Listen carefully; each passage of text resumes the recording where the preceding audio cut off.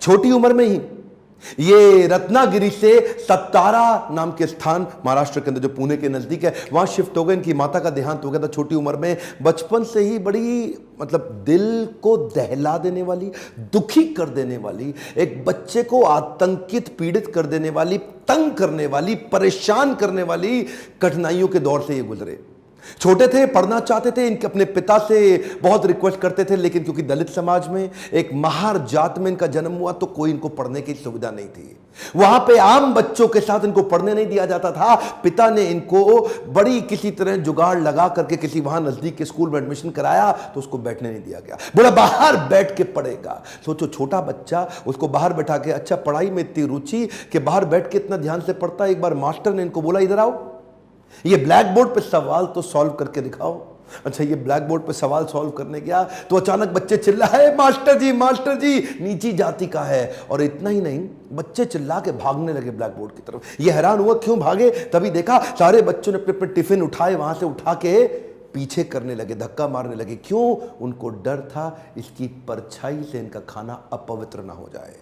ऐसे कई चोटें धक्के इसको लगी। पानी एक बार कुएं से क्या पी लिया, इतनी मार पड़ी इसको, इतना फिजिक, एक छोटे बच्चे को सहनी पड़ी इतनी मार। एक बार रिक्शे वाले ने रिक्शा से उतार दिया, बोला तू नहीं बैठेगा रिक्शे में। क्यों? क्योंकि रिक्शे वाले को बीच में पता लगा कि ये नीची जाति का है। और उसके बाद उससे बोला तुझसे डबल पैसा लूंगा और फिर रिक्शा भी अब तू चलाएगा। वो नीचे चलने लगा, रिक्शा भी। जानते हैं उस समय केवल छूने से नहीं, परछाई सबसे दिक्कत थी इनकी। और परछाई तो छोड़िए, इनकी आवाज सुनने से भी लोग सोचते थे कि अपवित्र हो जाए। ये जो आवाज से अपवित्र, परछाई से अपवित्र, छूने से अपवित्र, ये दर्द जो उनको सहना पड़ा, ये दर्द इनकी जिंदगी में बहुत बड़ा रोल प्ले किया आगे चल के इनकी लीडरशिप को बिल्ड करने में।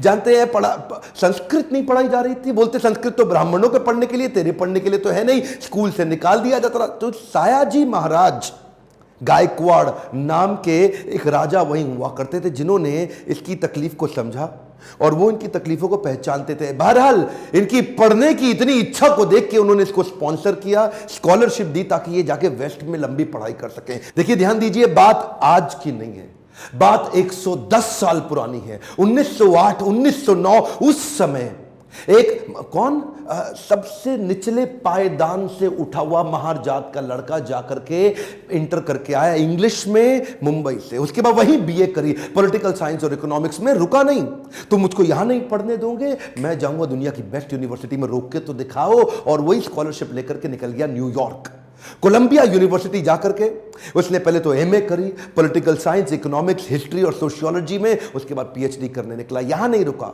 लंदन स्कूल ऑफ इकोनॉमिक्स चला गया।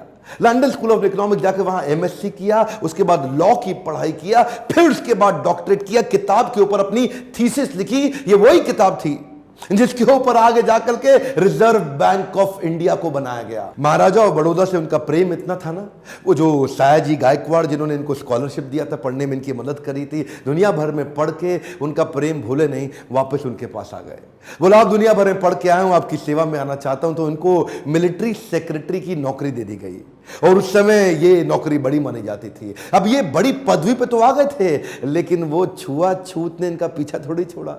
वहां भी जो सरकारी पियोन होता था ना, वो उनको फाइल दूर से फेंक के दिया करता था। बोला तू नीच जात का है, आज गद्दी पे बैठ गया तो क्या, दूर से फाइल फेंकते थे, उसके पास नहीं जाते थे। उनको खाने के लिए बोलते थे बाहर जाके खा। आज भी वो कुएं से पानी नहीं पी सकते थे, इतनी एग्जॉल्टेड पोजीशन पे। बाबा साहब अंबेडकर की तकलीफों का सिलसिला थमा थोड़े ही। अभी तो रमाबाई जिनसे उनका विवाह हुआ था, उनके साथ उनकी 5 संतानें हुई, लेकिन 4 संतानें एक के बाद एक इलाज की सुविधा ठीक से ना मिल पाने के कारण उनके जीवन से चलती चली गई। 4 बच्चों का देहांत हुआ, 1 बच्चा बचा, लेकिन पत्नी भी आगे चल के लंबा साथ नहीं दे पाई। वो भी लंबी बीमारी के चलते उनका भी देहांत हो गया। बाबा साहब अंबेडकर जो अब इस समय कोई भी आदमी टूट सकता था, जिसका अपना स्वाभिमान ही खत्म हो जाए, लेकिन ये क्या किए, ये साथ साथ अपने देश के लिए लड़ते रहे और घर की तकलीफों से अपने आप को रुकने नहीं दिया। सत्याग्रह पे निकल गए। 1927 के इस महान सत्याग्रह में ये जिद पे अड़ गए कि सब दलितों को कुएं से पानी पीने का अधिकार दिला के रहूंगा। सार्वजनिक स्थान है, किसी का प्राइवेट नहीं है, जो सरकारी स्थान है, वहां पे एक इंसान दूसरे के साथ पानी क्यों ना पी सके। देखिए गलत तो एक्चुअली हो रहा था। जो दलित औरतें थी ना, उनको साड़ी भी पहनने का, पांव को ढक के उठा के साड़ी पहननी पड़ती थी। इन्होंने पहली बार अधिकार दिलाया पूरी नीचे तक, आम औरतों की तरह पांव को ढक के साड़ी पहनने का अधिकार। उसके बाद बोले कम्युनल इलेक्टोरेट की मांग कर दी उन्होंने। कम्युनल इलेक्टोरेट में ये चाहते थे कि कम्युनिटी के आधार पे हमारी वोटिंग की सुविधा अलग हो। उसमें थोड़ा गांधी जी अड़ गए, क्योंकि गांधी जी जानते थे कि ये अंग्रेज लोग मिल करके हमारी सारी जातियों को तोड़ के अलग कराना चाहते। गांधी जी ने इनको समझाया। देखो क्या बोले अंबेडकर जी, मैं आपको रिजर्वेशन दिला दूंगा, मैं आपको बाकी सब मदद करूंगा, सब करूंगा, लेकिन अलग नहीं करते। अब जातियों के आधार पर अगर देश को अलग किया तो मुझे स्वतंत्रता नहीं मिल पाएगी, मैं अंग्रेजों से लड़ नहीं पाऊंगा, मेरे साथ खड़े होके मेरी ताकत बनो। वो जब अंबेडकर नहीं माने तो गांधी जी ने फिर उनको रिक्वेस्ट की और उसके बाद अनशन पे बैठ गए गांधी जी। बहरहाल अंबेडकर उस समय उनके सामने बड़ी दुविधा आ गई। वो सोचे एक तरफ मेरी अपनी जाति के लोग, मैं उनकी मदद करूं, और एक तरफ देश में आंदोलन लड़ रहे हैं गांधी, उनका जीवन, इनके जीवन का त्याग ना हो जाए, कहीं ऐसा जीवन ना खत्म हो जाए। उन्होंने गांधी जी को समझाया, बोला ठीक है आप अपना अनशन छोड़िए। पूना पैक्ट वहां साइन किया गया, और पूना पैक्ट जब साइन किया उस समय इन्होंने रिजर्वेशन तो कम से कम कंट्रोल में कर लिया। The evolution of provincial finance in British India नाम की इनकी किताब, द प्रॉब्लम ऑफ रूपी नाम की 2 किताबें, जिसके आधार पे आरबीआई की स्थापना हुई। मैं दोबारा बोल दूं क्या, इन्होंने जो किताबें लिखी उसके आधार पे आरबीआई की स्थापना करी गई। कैन यू इमेजिन, भारत के सबसे निचले पायदान से आया एक यंग लड़का जिसकी कोई मदद करने वाला नहीं, आज उसकी बुद्धि पे आधारित हमारे कॉन्स्टिट्यूशन की स्थापना भी की जाएगी। इनकी ज्ञान, बुद्धि और कौशल का लोहा इंडियन लीडर्स और ब्रिटिश लीडर्स दोनों मानते थे। 1947 में भारत आजाद हुआ और गांधी जी के पास नेहरू अपनी पूरी कैबिनेट की लिस्ट लेकर के आए।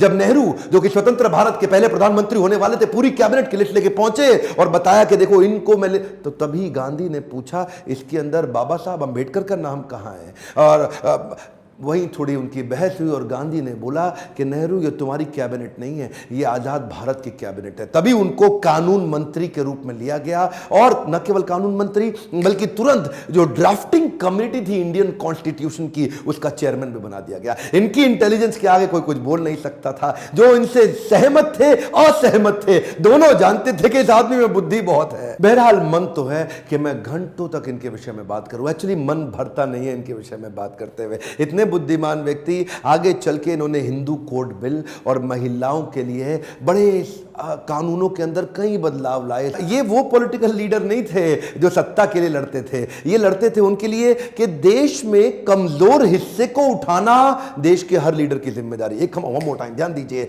चाहे वो महिलाएं हो, चाहे वो जाति धर्म के आधार पे हो, कमजोर हिस्से को आगे बढ़ाना, सपोर्ट करना, तभी देश आगे चलेगा। खुशहाली आएगी तो फायदा सबका होगा। कम ऑन ध्यान दीजिए, पूरे देश में खुशहाली आएगी तभी फायदा सबका होगा। इनकी भाषा में, इनके भाषण में, इनकी चर्चा में, इनके आचरण में, इनकी किताबों में और ड्राफ्टिंग कमेटी में चेयरमैन होते वक्त कॉन्स्टिट्यूशन को लिखने में सहनशीलता लगातार दिखती रही। अहिंसा परमो धर्म, बौद्ध धर्म को अपनाने लगे। आत्मवत् सर्वभूतेषु, भागवतम में बताया गया है कि बौद्ध धर्म में आत्मवत् सर्वभूतेषु, सभी जीवात्माओं को अपनी तरह देखना चाहिए। ये जो समान दृष्टि देने का उन्होंने प्रयास किया, ये उसके बाद ये बौद्ध धर्म को स्वीकार करने चले गए। आखिरी तक काम प्रेम से करते रहे, किसी से लड़ाई नहीं लड़ी। आपके लिए क्या मैसेज है इसमें? एक मैसेज लेके जाइए, एजुकेशन इज द टूल। पूरी जिंदगी में सबसे निचले कमजोर तबके को उन्होंने उस एजुकेशन के बल पे तो खड़ा किया। ये लगातार जो पढ़ते रहे लोग, इनके सामने चुप, इनकी एजुकेशन के चलते तो हो जाते थे। कोलंबिया यूनिवर्सिटी आगे चल के इनको number 1 scholar in the world की उपाधि से नवाजा गया। देश ने इनको भारत रत्न दिया। एक बात समझ लीजिए, इनके बराबर लीडर पृथ्वी में गिनती की होते हैं, परसेंटेज में नहीं होते। लर्निंग क्या है? Education is the tool. Entertainment के तो बहुत चैनल होंगे यूट्यूब पे, पर मैंने एजुकेशन का चैनल बनाया, कोई एंटरटेनमेंट नहीं है इधर। और देश को भीमराव रामजी अंबेडकर के विषय में एजुकेट करना, उनके संघर्ष के बारे में बताना मेरी आपकी पूरे देश की जिम्मेदारी है। बताइए तो सही लोगों को कैसे संघर्ष से उठ के खड़े हुए हैं। शेयर करिए वीडियो, जिसको हो सकता है, जिसको इंस्पिरेशन मिल सकती हो, कमेंट बॉक्स में बताइए। अगर किसी और लीडर का वीडियो देखना चाहते हैं लाइक करिए। अगर थोड़ा भी वीडियो पसंद आया, जितने लाइक उतना मेरा उत्साह बढ़ेगा। बताइए कि आपको कैसा लगा ये वीडियो। सब्सक्राइब करिए, बेल आइकॉन हिट करके दूसरों से भी करवाइए। मेरे साथ जुड़े रहने के लिए प्रेम पूर्वक हर बार की तरह बहुत बहुत धन्यवाद।